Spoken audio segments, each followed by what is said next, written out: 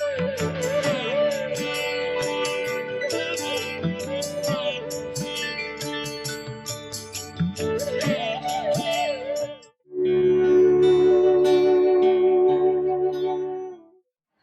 मेरे को ज्ञान है, मैं जो क्रिया कर रहा हूँ, व्यायाम प्राणायाम कर रहा हूँ, ये किसके लिए है? मेरे भले के लिए। मुझे ज्ञान है इस बात का।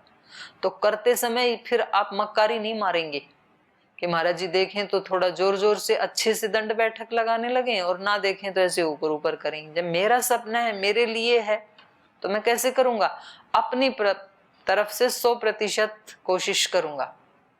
हो सकता है मेरा परफेक्शन 5% ही हो, क्योंकि नया आया हूं, लेकिन मेरी तरफ से मैंने कोई बेईमानी नहीं की, कोई चीटिंग नहीं की, पूरी शक्ति लगा दी अपनी तरफ से। और फिर करते समय श्रद्धा भक्ति पूर्वक, उसके प्रति श्रद्धा भी होनी चाहिए। तो जो बताया मोक्ष के लिए अनन्य भक्ति, अनन्य भक्ति का मतलब ये ही है कि जो भी हम पहले भक्ति को भक्ति बनाई, क्योंकि अभी तो जब भक्ति करते हैं तभी भक्ति की स्थिति में होते नहीं हैं। वाणी से जरूर शब्द निकलते हैं, तो हम कहते हैं ऐसे शास्त्र हमारे सामने हैं तो ये तो ज्ञान ही है। नहीं, पुस्तक ज्ञान थोड़ी है, ज्ञान तो अंदर होता है, इसमें तो कुछ शब्द लिखे हुए हैं और इससे कोई फर्क नहीं पड़ता है कि ये शब्द उपनिषद के हैं कि किसी नौल के हैं। उन शब्दों का जो अर्थ है और उनके प्रति जो भावना है वो महत्वपूर्ण होती है, वो हमारे चित्त पे प्रभाव डालती हैं। शब्द का भी अपना महत्व है, बहुत बड़ा महत्व है, लेकिन इन्होंने क्या बताया? उसको नाम मात्र बताया। शब्द को बिल्कुल बेकार नहीं बताया, लेकिन शब्द को इन्होंने कहा कि ये तो नाम मात्र है, मतलब पहली सीढ़ी है ये शब्द। तो शब्द के आगे तो फिर वाणी, मन, बहुत लंबा 15 खंड हमने पढ़ लिए, 16। उसके पीछे तो कम से कम 16 चीजें और बता दी, वो उससे भी महत्वपूर्ण है। तो ऐसे फिर व्यक्ति सारी ही क्रियाओं में इतना जागरूक हो जाएगा जैसा इन्होंने बताया है, तो फिर वो व्यक्ति सत्य तक पहुंच जाएगा, फिर सत्य के दर्शन हो जाएंगे। तो ये कह रहे हैं बढ़ते जाओ, अतिवादी बनो। किसमें? सत्य को ढूंढने में।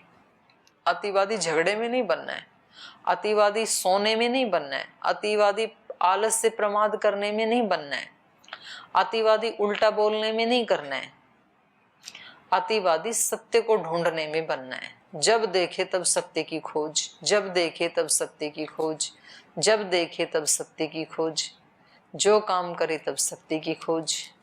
ऐसे होते हैं जिनको जीनियस बोलते हैं ना, वो हमेशा सत्य की खोज करते रहते हैं। वो बोलते हैं ये आकाश नीला क्यों है? वो बोलते हैं पक्षी ऐसे कैसे उड़ सकते हैं, मैं क्यों नहीं उड़ सकता हूँ? वो हर समय सत्य की खोज करते हैं, हर समय ढूंढते हैं। बच्चा करता है सत्य की खोज। बच्चा 95 से 99% कैसी स्थिति में रहता है? क्वेरी करता रहता है। ऐसा क्यों, ऐसा क्यों, हमेशा प्रश्न पूछता है बच्चा। क्यों? क्योंकि उसको कुछ नई खोज है सत्य की, और हम कोई प्रश्न नहीं है और कोई उत्तर भी नहीं है। मतलब अगर मैं पूछूं भाई कोई प्रश्न है, बोले नहीं। कोई उत्तर है? कल क्या बताया था? नहीं। तो ये खोज खत्म हो गई। फिर ब्रह्मचारी तो हमेशा ढूंढता रहता है। ब्रह्मचारी कहते ही उसको हैं जो ईक्षण करता रहता है, हर पल ढूंढता रहता है ब्रह्म को। इसमें भगवान है क्या? भगवान सब जगह है, तो इस पत्ते में भी है क्या? सब जगह है तो इस मनुष्य में भी है क्या? सब जगह है तो ये जिसको मैं डांट रहा हूं इसमें भी है क्या? या जो मेरे को डांट रहा है उसमें भी है क्या? ये जो मेरे से झगड़ा कर रहा है इसमें भी है क्या?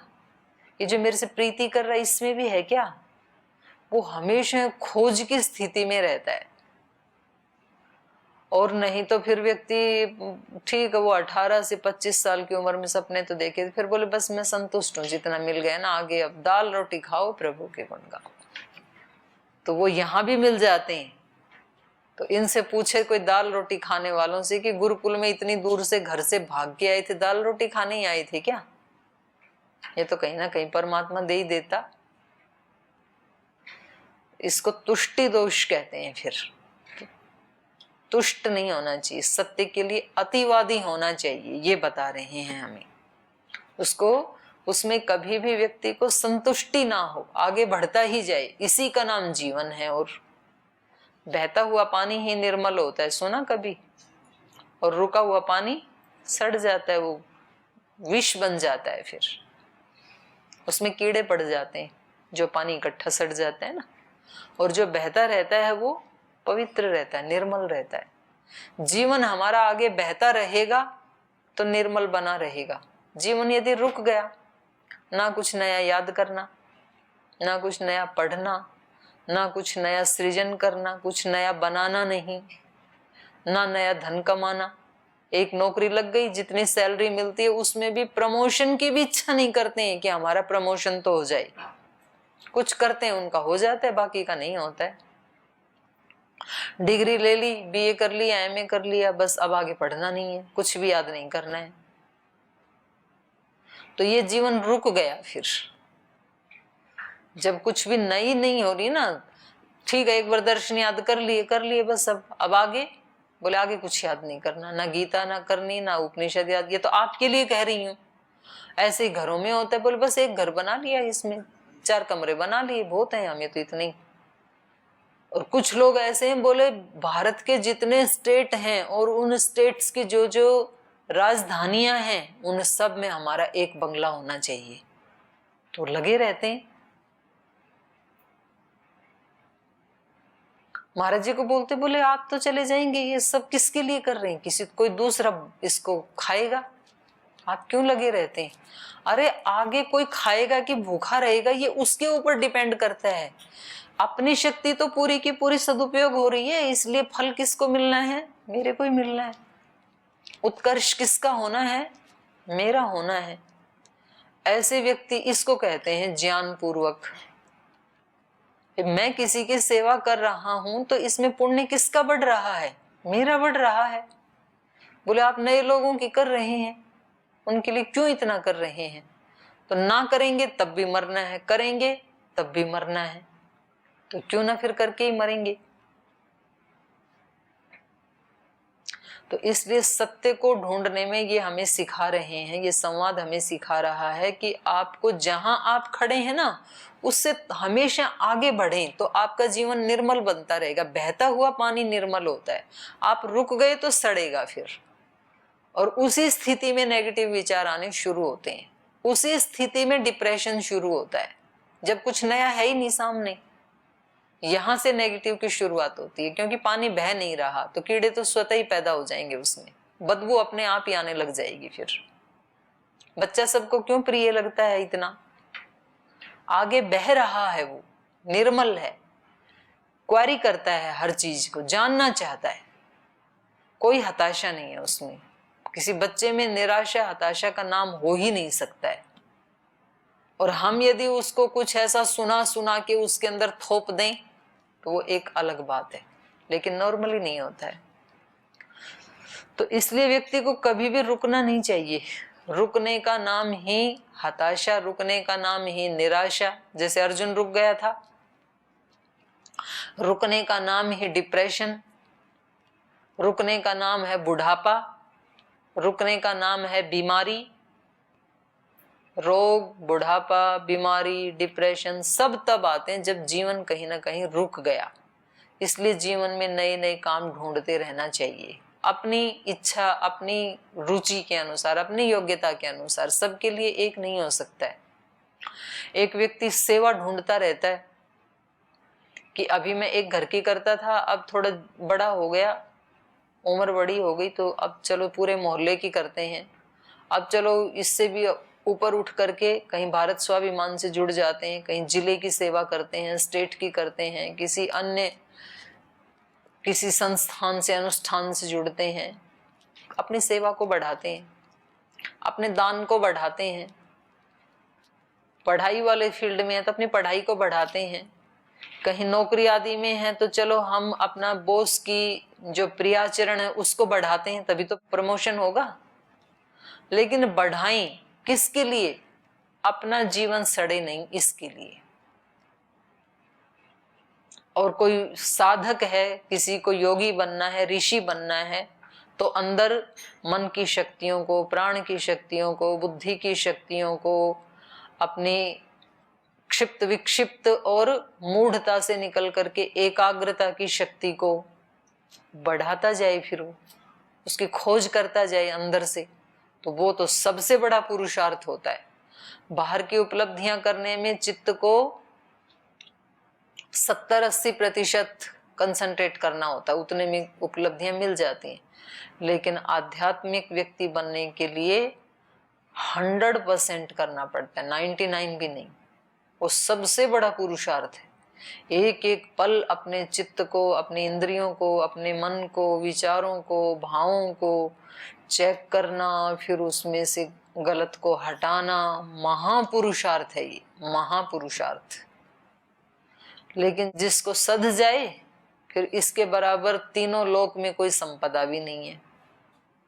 क्योंकि इतना पुरुषार्थ से जो चीज मिलेगी वो निश्चित रूप से बढ़िया तो होगी ही, इसमें तो क्या दो राय की बात है। तो चाहे कोई शाश्वत सुख को चाहता है या कोई खंडित सुख को चाहता है, लेकिन उसको क्या बनना पड़ेगा? अतिवादी। अतिवादी मतलब आगे बढ़ने वाला, तब उसको सत्य की प्राप्ति होगी। लौकिक सत्य होते हैं कुछ पारलौकिक सत्य होते हैं। यह लौकिक सत्य भी पराकाष्ठा पे मिलेगा, आगे बढ़ने से ही मिलेगा, बैठे बैठे नहीं मिलेगा। नहीं सुप्तस्य सिंहस्य मुखे प्रविशन्ति मृगाः। शेर तो जंगल का राजा है, लेकिन उस राजा के पास भी खाना बैठे बैठे नहीं आता है कि मैं यहाँ सो रहा हूं, मैं तो जंगल का राजा हूं, और उसके मुंह में आकर के कभी खरगोश घुस जाए, कभी हिरण घुस जाए कि खा लो अब हमारे को, आप तो राजा हो। आएगा कोई? उसको भी उठ करके पुरुषार्थ करना होता है। तो बिना प्रचंड पुरुषार्थ के कुछ भी नहीं मिलता है, ना आध्यात्मिक जीवन में मिलता है, ना लौकिक जीवन में मिलता है। इसलिए जो भी आपका सपना है उसके लिए क्या करना है? अखंड प्रचंड पुरुषार्थ, और वो भी ज्ञान और श्रद्धा भक्ति के साथ। ये आज का महाराज जी का उपदेश था। तो ऐसे आप रोजाना, ये महाराज जी का भी उपदेश था, ये सनत कुमार ऋषि का भी उपदेश, वो भी वहां पर नारद को यही बता रहे हैं कि एवं तुवा अतिवदति यह सत्येन अतिवदति सो अहम भगवत सत्येन अतिवदानी इति। आप मुझे सत्य की राह पर ही अतिवादी बना दीजिए। सत्यम तु एव विजिज्ञासितव्यम इति। सनत कुमार ऋषि कह रहे हैं भाई सत्य को ही जानना चाहिए। जानने योग्य अगर कोई तत्व है इस संसार में तो वो क्या है? सत्य। क्योंकि सत्य सत्य तो सब बोलते हैं, लेकिन ये सत्य है क्या ये नहीं पता। सत्य क्या है? क्या है सत्य? सत्य मतलब क्या? हाँ जी समर्पण देव जी, सत्य मतलब क्या? हमारे को तो पेड़ पौधे दिखाई दे रहे हैं, ये है ना, इसी को सत्य। ये तो थोड़ी देर में मुरझा जाएंगे, फिर ये नष्ट भी हो जाएंगे। सत्य तो कभी मरता नहीं है। हाँ तो सत्य वो ये जो कभी नष्ट नहीं होता है, तो उसको तो ढूंढना पड़ेगा सत्य क्या है। नहीं तो हम ये सोच लेते हैं जी मेरे मन में जो आ रहा था मैंने वैसे ही बोल दिया वाणी में, तो इसका मतलब मैं सत्य बोल रहा हूं। इतना नहीं है सत्य। क्या पता आपके मन में उल्टा आ रहा हो और जो आ रहा था वो ही बोल दिया, लेकिन वो सत्य है ये जरूरी थोड़ी है। वो सत्य हो भी सकता है, सत्य नहीं भी हो सकता है। तो इसके लिए खोज बहुत करनी पड़ती है, पुरुषार्थ बहुत करना पड़ता है सत्य को जानने के लिए। क्योंकि सनत कुमार जी नारद जी को बता रहे, नारद जी ने तो सारे वेद उपवेद दर्शन गीता रामायण महाभारत सारी विद्याएं पढ़ ली, भूगोल खगोल नक्षत्र सब पढ़ ली, तो भी उनको तो अभी तो सत्य मिला नहीं। फिर आप कहोगे उनको ही नहीं मिला तो हमें कहाँ मिलने वाला, छोड़ो फिर खोजी। नहीं, आप स्वयं ही सत्य हैं, खोजना नहीं है। बीच में जो आया है उसको हटाने का नाम है, और उसको हटाने के लिए लगे ही रहें। तो ये कह रहे हैं सत्यम भगवो विजिज्ञासे इति, मैं सत्य की ही जिज्ञासा करता हूँ, मुझे सत्य ही चाहिए, आप मुझे बताइए उसके बारे में। तो ये आगे कह रहे हैं यदा वै विजानाति अथ सत्यम वदति। सत्य तो ज्ञान के बिना व्यक्ति बोल भी नहीं सकता है, ढूंढ भी नहीं सकता है। जब उसको ज्ञान होगा कि मेरे ये चीज ऐसी है, सत्य वो होता है जो जैसी चीज है उसको वैसा ही जानना, वैसा ही मानना, वैसा ही उसके साथ आचरण व्यवहार करना, तो उसको सत्य कहेंगे। नश्वर को नश्वर मानना, नश्वर ही जानना, नश्वर जैसा ही व्यवहार करना। तो नश्वर क्या है? नश्वर है शरीर, तो शरीर को नश्वर जानना, मन बुद्धि इंद्रियों को नश्वर जानना, वैसा ही मानना, नश्वर जैसा ही व्यवहार करना, तो ये हो गया फिर उसका सत्य। हम करते हैं उल्टा, नश्वर शरीर को हम क्या मानते हैं? शाश्वत, शाश्वत जैसा मानते हैं कि हम तो ऐसे ही रहेंगे, और फिर इसके लिए हम संसाधन भी जुटाते हैं, तो उन साधनों को भी हम शाश्वत मानते हैं। और जो वास्तव में जो सत्य है, सत्य मतलब मेरा अपना स्वरूप, मैं आत्मा, वो कभी नष्ट होता नहीं है, उसको हम कभी जीवन में जानते ही नहीं है, उससे कोसों दूर रहते हैं। ज्ञान के बिना कोई सत्य को नहीं जान सकता है। पहले ज्ञान होना चाहिए कि शरीर क्या है, मैं आत्मा क्या हूँ, संसार क्या है, संबंध क्या है, संबंधों का सत्य क्या है। संबंधों का सत्य केवल लेना नहीं होता है, संबंधों का सत्य देना होता है।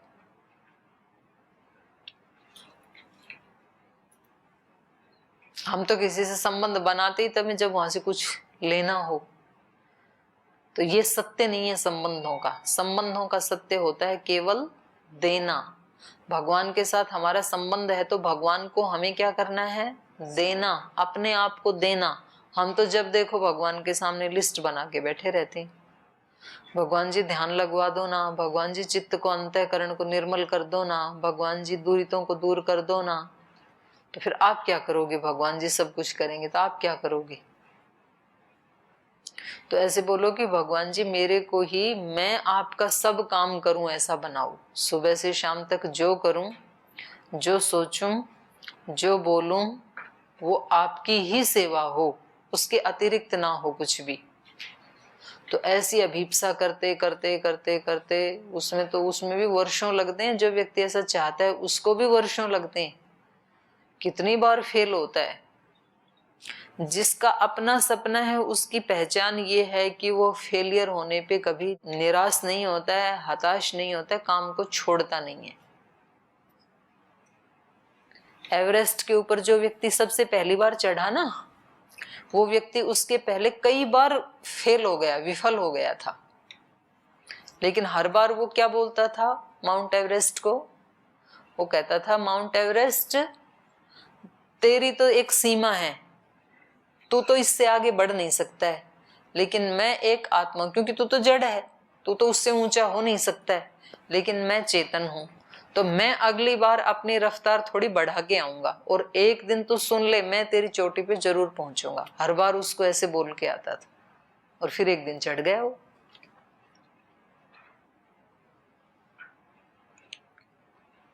तो जो व्यक्ति अपना सपना लेके चलता है कि मुझे ये करना है, सत्य के साथ सत्य जैसा व्यवहार, असत्य के साथ असत्य जैसा व्यवहार, तो वो बहुत बार फेल होगा ऐसा करते करते, और दूसरे लोग उसको बहुत बार ताने मारेंगे कि तू छोड़ ना, तू बातें तो करता है सत्य की और तेरे काम है असत्य वाले। तो कभी ना कभी वो सोचता है कि हाँ ये मेरे से नहीं हो पाएगा, लेकिन जिसका अपना सपना है वो कभी छोड़ेगा नहीं। वो कहेगा कि हजारों बार भी फेल हो जाऊं तो क्या दिक्कत है, प्रयास तो करता ही रहूंगा। और इसी को क्या कहा? अतिवादी। रोज रोज भी फेल हुआ, साल के 365 दिन में 364 दिन भी यदि फेल हुआ तो एक दिन भी पास हुआ तो उपलब्धि है ये मेरी, ऐसा सोचता है जिसका अपना सपना होता है। कोई बात नहीं, नीचे आ गया तो फिर ऊपर उठेंगे। कोई त्रुटि हो गई, शरीर में कोई रोग आ गया, बुखार आ गया, खांसी जुकाम आ गया, तो शरीर कोई फेंक देते हैं क्या? नहीं आ गया तो फिर से ठीक कर लेंगे, कोई बात नहीं। मन में कोई रोग आ गया तो अब गांठ ही बांध लेंगे क्या कि अब ऐसा ही करना है? नहीं, आ गया था तो उसको हटा देते हैं, कल से ठीक कर लेंगे। हृदय में कोई दोष आ गया, भाव में कोई दोष आ गया तो हृदय को निकाल के फेंक देंगे क्या? या वहां एक लक्ष्मण रेखा खींच लेंगे क्या? अब तो नीचे आ ही गए, अब तो सारे के सारे भाव नीचे वाले ही उठाने हैं। नहीं, नीचे आ गए तो फिर ऊपर उठ जाएंगे। लगा ही रहेगा जो अतिवादी होगा, जो सत्य का खोजी होगा। तो ये नारद तो सत्य के खोजी हैं, इसलिए अपने गुरु से पूछते ही जा रहे हैं, आगे बढ़ते ही जा रहे हैं कि इसके बाद और क्या करूं, इसको कैसे करूं।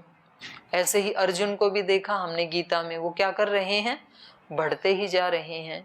प्रश्न आते हैं तो पूछ लेते हैं, समस्याएं आती हैं हिल तो जाते हैं, लेकिन यात्रा बंद नहीं करते हैं, चलते ही जाते हैं। तो ऐसे ही ये भी चलते जा रहे हैं। यदा वै विजानाति अथ सत्यम वदति, जब ये व्यक्ति जानता है तो सत्य बोलता है। ना विजानन सत्यम वदति, ज्ञान के बिना कोई सत्य नहीं बोल सकता है।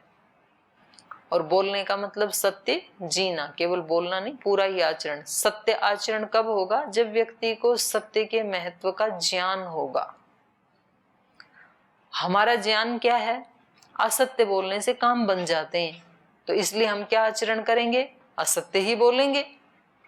हमें पता है हमारे से कोई नुकसान हो गया और हमने बड़ों के सामने कह दिया कि ये तो हमारे से हुआ, तो हमें डांट पड़ेगी। हमने कह दिया कि हमें नहीं पता किसने तोड़ा, तो हमें कुछ भी, हमारे ऊपर कोई भी आंच नहीं आएगी। तो हमारा ज्ञान हमें क्या कह रहा है? असत्य बोलना अच्छा है, तो हम क्या बोलेंगे? असत्य बोलेंगे। जैसा हमारा ज्ञान होगा वैसा ही तो करेंगे ना हम। हमारा ज्ञान हमें बताता है कि वहां जाकर के उनकी दो चार बातें सुननी पड़ेंगी, इससे अच्छा तो है कि हम अपने कमरे में बैठ करके अपनी स्वाध्याय कर लेते हैं।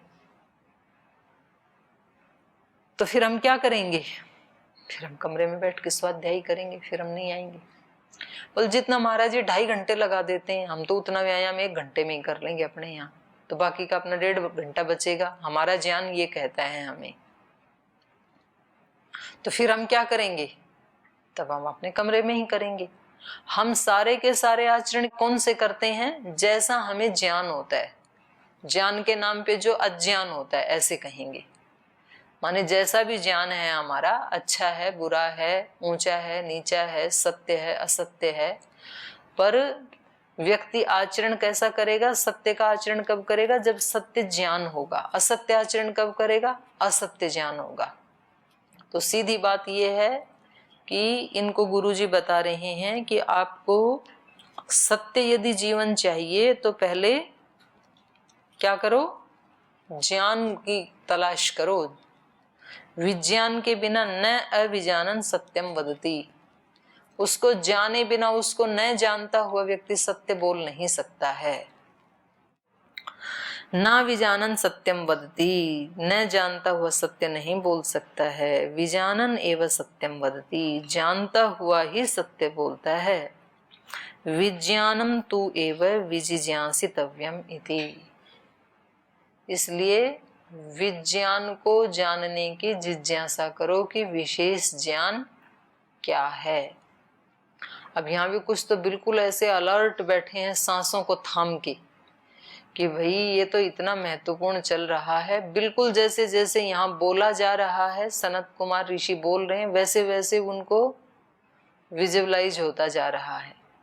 और कुछ अपने आराम से बैठे क्योंकि उनका सत्य को जानने का सपना ही नहीं है। तो सत्य को जानने का सपना नहीं है तो भी सपना बनाना चाहिए, क्योंकि सन्यासी और ब्रह्मचारी के लिए तो बाकी के रास्ते बंद, एक ही रास्ता है। तो अपने उस रास्ते के बारे में सत्य को जानना चाहिए। विज्ञानम तो एवं विजिज्ञासितव्यम इति, इसलिए विज्ञान को ही जानना चाहिए सत्य से भी पहले। विज्ञानम भगवो विजिज्ञासे इति, तो भगवान मैं विज्ञान को ही जानना चाहता हूँ, फिर उसी की इच्छा करता हूँ। ये विज्ञान क्या है बताओ, मुझे परिचय करवाओ। तो ये कह रहे हैं यदा वै मनुते अथ विजानाति, विशेष ज्ञान किसी पुस्तक से नहीं मिलेगा। किसी के भाषण सुनने से नहीं मिलेगा, कितना भी अच्छा वक्ता क्यों ना हो, जिसने सत्य को प्राप्त कर लिया वो व्यक्ति भी क्यों ना हो, क्योंकि सनत कुमार ने तो ज्ञान प्राप्त कर रखा है। सनक, सनंदन, सनातन, सनत कुमार 4 माने जाते हैं ना ब्रह्मा जी के पुत्र सनातन धर्म में, और वो कुमार रहते हैं, कभी ना कभी प्रौढ़ होते हैं, ना बूढ़े होते हैं, ना कभी मरते हैं। यही वो स्थिति है जो ये बता रहे हैं। तो अगर बताने से ही पता लगता तो ये कहता मैंने बता दिया और तेरे को ज्ञान हो गया। तो कितना आत्मवेता ब्रह्मवेता व्यक्ति भी हमें बताए तो भी हमें ज्ञान नहीं होगा, तो कब होगा फिर? यदा वही मनुते अथ विजानाति। आप जब अपने अंदर विलोडन करेंगे ना, उसको बिलोएंगे ना दही को, तब मक्खन बाहर निकलेगा। अपने ही चित्त में चिंतन मनन करना होगा, अपने यहां पर ही मंथन करना होगा।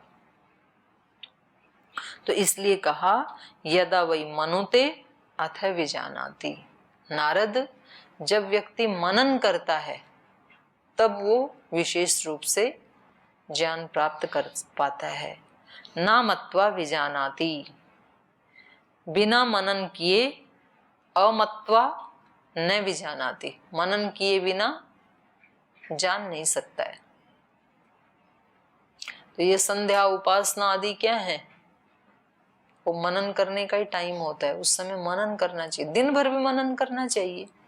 अभी पढ़ते पढ़ते भी मनन करना चाहिए। कैसे पढ़ना चाहिए मेरे को? व्यायाम, प्राणायाम, आसन सब करते हुए व्यक्ति को मनन करना चाहिए। कोई भी काम करते हुए मनन करना चाहिए कि इस विचार से क्या परिणाम आएगा, ये मनन करना चाहिए। तभी वो विचार हमारा पीछा छोड़ेंगे। ये आचरण करने से जीवन कैसा बनेगा, ये मनन करना चाहिए, तभी छूटेगा वो। तो पुरुषार्थ, उसी को तो पुरुषार्थ कहा है, और कोई कस्सी थोड़ी चलानी है आपको। योगी को पुरुषार्थ वो ही कहा है, अत्यंत 3 प्रकार के दुखों को मिटाने के लिए अत्यंत पुरुषार्थ, अथ त्रिविध दुख अत्यंत निवृत्ति अत्यंत पुरुषार्थ। न मत्वा विजानाति, बिना मनन के जान नहीं सकता है। मत्वैव विजानाति, मनन करते हुए ही व्यक्ति को विशेष ज्ञान हो सकता है। मतिस्तु एव विजिज्ञासितव्यम् इति। तो फिर ऐसा मनन करने वाली मति की जिज्ञासा करनी चाहिए, क्योंकि मनन भी तो तब होगा जब मति होगी। यहाँ मेधाम देवगणा पितरश्च उपासते तया माम अद्यया अद्य मेधाविनम कुरु। उस मेधा से आज ही मेधावी बना दो मेरे को। मतिम भगवो विजिज्ञासे इति। तो भगवान फिर मति के बारे में बताओ, मैं उस मति की ही जिज्ञासा करता हूँ। तो अभी क्या बताएंगे, मति कैसे मिलेगी वो, ये हम कल पढ़ेंगे। आज यही पाठ को विराम देते हैं।